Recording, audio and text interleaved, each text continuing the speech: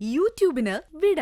സൂര്യയിലെ എല്ലാ പരമ്പരകളും സംരക്ഷണത്തിന് ശേഷം തികച്ചും സൗജന്യമായി സൺ നെക്സ്റ്റ് ആപ്പ് ഡൗൺലോഡ് ചെയ്യൂ. കണ്ടാസ്വദിക്കാം നിങ്ങളുടെ പ്രിയ പരമ്പരകൾ. ഒരിക്കലുമില്ല. പിന്നെ അമ്മയ്ക്ക് തന്നോടുള്ള സ്നേഹം കൊണ്ട് പറഞ്ഞാവും. ഭാവനയ്ക്ക് അതിൽ എതിർപ്പൊന്നും ഉണ്ടായിരുന്നില്ല. എന്ത് മാന്യായിട്ടാ ഭാവന സംസാരിച്ച. എല്ലാവർക്കും ഭാവനയാവാൻ പറ്റില്ലല്ലോ. മനസ്സ് വിട്ടേക്ക്. ഇതൊക്കെ പ്രശ്നമാക്കാൻ പോയാൽ പിന്നെ അതിനെ നേരം കാണും. സൂര്യ, ഞാൻ പ്രശ്നമാക്കാൻ വേണ്ടി പറഞ്ഞതൊന്നും അല്ല. ഇപ്പോഴും എന്നെ കാണുന്ന രീതിയെക്കുറിച്ച് പറഞ്ഞതാ. പോട്ടെ മനസ്സാ, സേതുവിന് അങ്ങനെയാ. ഒന്നും മനസ്സിൽ വെച്ചിട്ടല്ല എന്ന് കരുതി നിന്നോടൊരിക്കലും സേതുവിന് ദേഷ്യം ഒന്നും കാണില്ല. ചില സമയത്ത് എവിടെ എന്ത് സംസാരിക്കണമെന്ന് സേതുവിന് അറിയില്ല. നീ അതൊന്നും കാര്യമാക്കണ്ട. ഭാവന, ഞാൻ പറഞ്ഞെന്നേ ഉള്ളൂ. മനസ്സിൽ വിഷമം വരുന്ന കാര്യം പറഞ്ഞു തീർക്കുന്നതല്ലേ നല്ലത്. അപ്പൊ ശരി, ഗുഡ് നൈറ്റ്. അവക്ക് നല്ല വിഷമമുണ്ടല്ലേ? സാരമില്ല ഭാവന, ഇനി നമുക്കൊന്നും ചെയ്യാൻ പറ്റില്ലല്ലോ. ഇനി ഒപ്പം വരാൻ വിളിച്ചാലും മാനസ വരില്ല.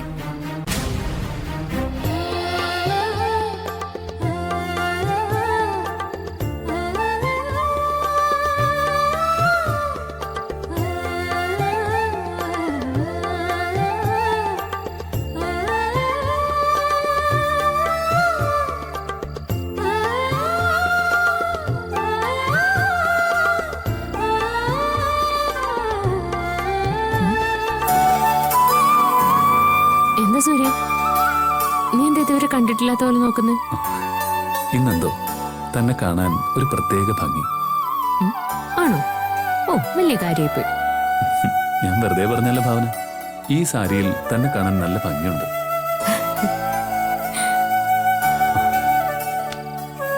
ഇതുപോലെയുള്ള നിമിഷങ്ങൾ നമ്മുടെ ജീവിതത്തിൽ അപൂർവമായി കിട്ടാറുള്ളൂ. ആണോ? അതുകൊണ്ട് അല്ല, ഇങ്ങനെയൊക്കെ ചോദിച്ചാൽ ഞാൻ പെട്ടു. നമ്മൾ കാണുന്ന ചില സ്വപ്നങ്ങളൊക്കെ ഉണ്ടല്ലോ, അതൊക്കെ യാഥാർത്ഥ്യമായാൽ നമ്മൾ എത്രമാത്രം സന്തോഷിക്കുമെന്ന് എനിക്കറിയോ? ആ, എനിക്കറിയില്ല. എനിക്ക് അങ്ങനെയുള്ള സ്വപ്നങ്ങളൊന്നും ഇതുവരെ ഇല്ല. എന്നാലേ എനിക്കങ്ങനെയുള്ള ധാരാളം സ്വപ്നങ്ങളുണ്ടായിരുന്നു. അതിലൊരു സ്വപ്നമാ ഞാനിപ്പോ കണ്ടുകൊണ്ടിരിക്കുന്നത്. ഏയ്, അത് വെറുതെ എന്നെ പറ്റിക്കാൻ വേണ്ടി പറയുന്നതല്ലേ? അല്ല ഭാവന, ഇതുപോലെ നമ്മൾ മാത്രമായ എത്രയോ നിമിഷങ്ങൾ ഞാൻ സ്വപ്നത്തിൽ കണ്ടിരിക്കുന്നു. അതുപോലെ ഒരു മനോഹരമായ സ്വപ്നത്തിന്റെ യാഥാർത്ഥ്യമാണ് ഇപ്പൊ എന്റെ മുമ്പിൽ. തന്റെ കണ്ണുകളിലേക്ക് ഇങ്ങനെ നോക്കുമ്പോ ഞാൻ എന്നെ തന്നെ മറന്നു പോകുന്നു ഭാവന. എന്താ, തനിക്ക് എന്നോട് എന്തെങ്കിലും പറയാനുണ്ടോ?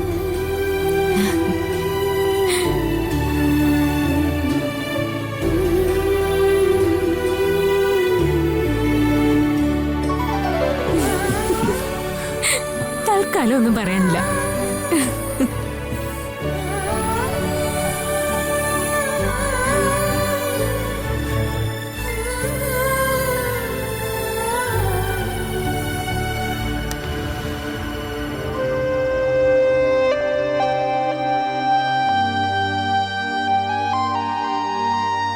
സേതുവേട്ടൻ എന്താ ഇവിടെ ഒന്ന് കിടക്കുന്നേ?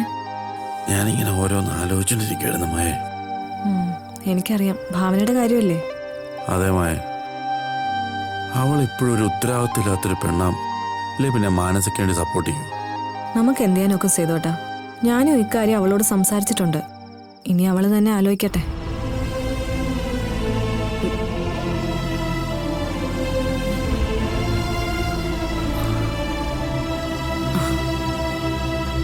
നിങ്ങളെന്താ ഇവിടെ വന്നിരിക്കുന്നേ? സേതുവേട്ടനെ കാണാത്തപ്പോ ഞാൻ ഇങ്ങോട്ട് വന്നതാ അമ്മേ. അപ്പതേ ഇവിടെ ഇരിക്കുന്നു. ഡാ, നീ ഇപ്പോഴും ആ മാനസിക കാര്യങ്ങൾ ആലോചിച്ചോണ്ടിരിക്കുകയാണോ? അതെ അമ്മേ, അത് തന്നെയാ കാര്യം. അവള് വീണ്ടും ഭാവനയ്ക്ക് ഭീഷണിയാവൂന്നുള്ള ചിന്തയിലാ സേതുവേട്ടൻ. അതേ അമ്മേ, എൻ്റെ മനസ്സിൽ അങ്ങനെ ചിന്തയുണ്ട്. അവൾ ആ വീട്ടിൽ നിൽക്കുന്ന എന്തായാലും ഭാവനയ്ക്ക് ദോഷം ചെയ്യും. സേതു, നീ ഇങ്ങനെ വെറുതെ ആവശ്യമില്ലാത്തൊക്കെ ചിന്തിച്ചു കൂട്ടാതെ. എടാ, അതൊരു പാവം പെണ്ണാ. നേരും നെറിയും ഇല്ലാത്തവളായിരുന്നെങ്കിൽ എന്നെ അവളെ അവിടെ നിന്ന് പുറത്താക്കിയേനെ. ഭാവനെ നിനക്കറിയാലോ, അവളിൽ എന്തെങ്കിലും സ്വഭാവദൂഷ്യം കണ്ടിരുന്നെങ്കിൽ എന്നേ ഭാവന പ്രതികരിക്കുമായിരുന്നു. അമ്മ, നമ്മളാരും കരുതുന്നുള്ളൊരു പെണ്ണല്ല അവള്. അവളുടെ മനസ്സിലെന്തോ ഗൂഢ ലക്ഷ്യമുണ്ട്. അത് അവളുടെ മുഖത്ത് കാണുകയും ചെയ്യും. പക്ഷെ എന്റെ ദൈവമേ, ഇവന്റെ ഒരു കാര്യം ആ പെണ്ണിന് എന്ത് ഗൂഢലക്ഷ്യമുള്ളത്? ഏടാ, ഈ ചുമ്മാ വെറുതെ ഞങ്ങളെ കൂടെ ഓരോന്ന് പറഞ്ഞ് പേടിപ്പിക്കല്ലേ.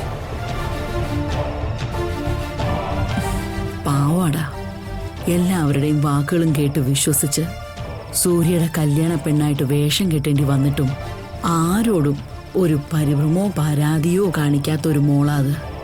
മക്കളെ, നീ എന്താടാ അത് മനസ്സിലാക്കാത്തത്? മനസ്സിലാക്കാത്തത് ഞാനല്ല, നിങ്ങളൊക്കെ തന്നെ. അമ്മ നോക്കിക്കോ, അവള് നമുക്കെല്ലാം തലവേനയാകാൻ പോകുന്നതേ ഉള്ളൂ. അവള് മാത്രമല്ല, അവളുടെ അച്ഛനും അമ്മയും ഒക്കെ പ്രശ്നമാണ്. അല്ലെങ്കിൽ പിന്നെ സ്വന്തം മോളുടെ കല്യാണം മുടങ്ങിയിട്ടും പിന്നെ അവിടെ കടിച്ചു നോക്കിയിരിക്കുന്നത് എന്തിനാ? ഭാവന വീൽ ചെയർന്ന് എഴുന്നേക്കുമെന്നോ സൂര്യ ഭാവന വിവാഹം കഴിക്കുമെന്നോ ആരും പ്രതീക്ഷിച്ചില്ല.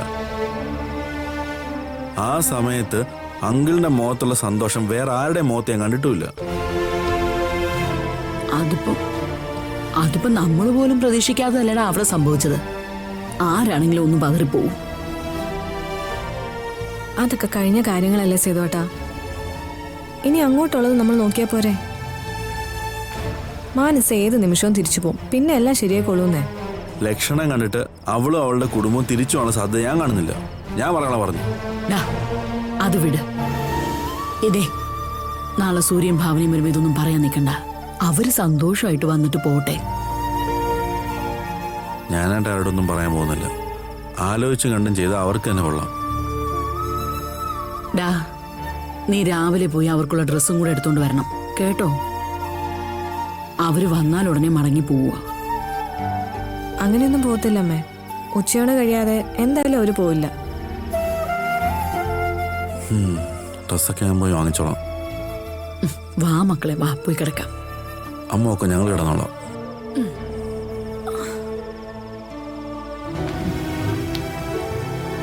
വാ സേതുവേട്ടാ.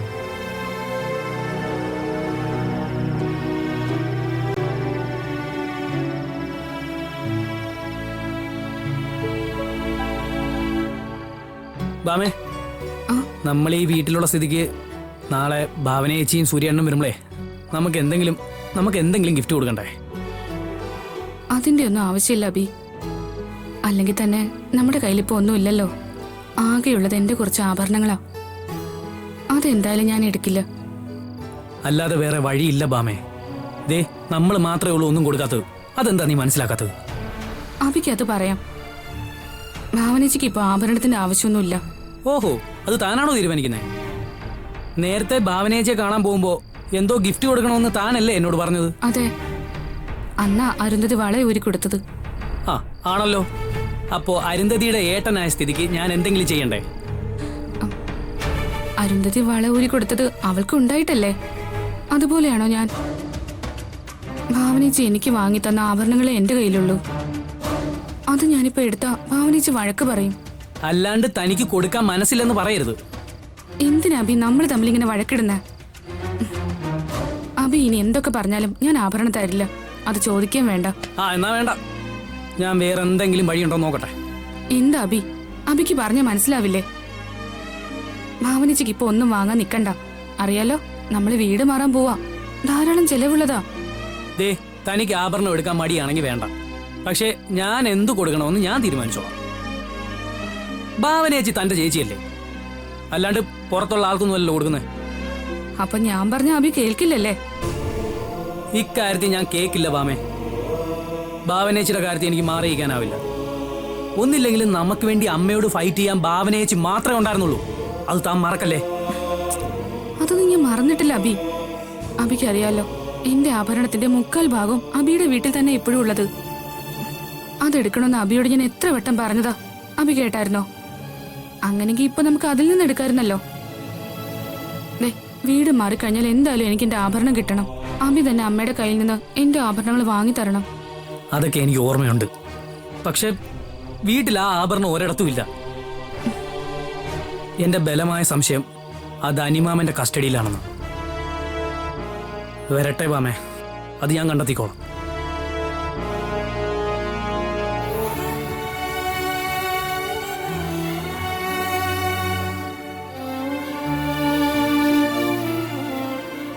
ഇതിന്റെ പേരിൽ അഭി വിഷമിക്കൊന്നും വേണ്ട.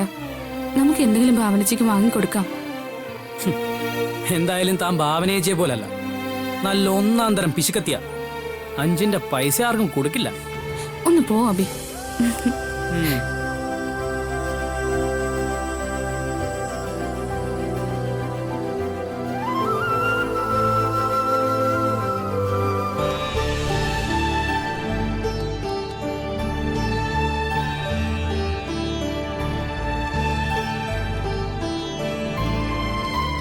സൂര്യ